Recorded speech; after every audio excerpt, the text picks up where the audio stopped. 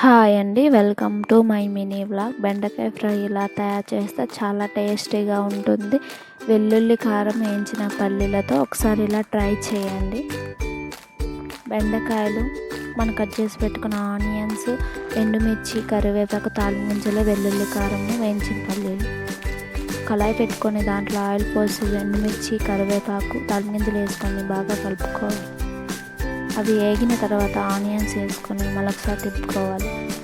Onions కూడా మగ్గిన తర్వాత మనం ఆల్రెడీ కట్ చేసి పెట్టుకున్న బెండకాయలు కూడా వేసి ఒకసారి తిప్పుకొని 5 minutes కంప్లీట్ అయిన తర్వాత మగ్గిన తర్వాత తగినంత ఉప్పు, పసుపు వేసి ఒకసారి కలుపుకోవాలి. 5 minutes కంప్లీట్ అయిన తర్వాత మనం ఆల్రెడీ వేయించి పెట్టుకున్న పల్లీలను కూడా వేసి ఒకసారి కలుపుకొని 5 minutes సిమ్లో మగ్గనివ్వాలి. మగ్గిన తర్వాత మనం ఆల్రెడీ రెడీ చేసుకున్న వెల్లుల్లి కారం కూడా వేసి 5 minutes మూత పెట్టి ఉంచితే హెల్తీగా టేస్టీగా ఉండే బెండకాయ ఫ్రై రెడీ.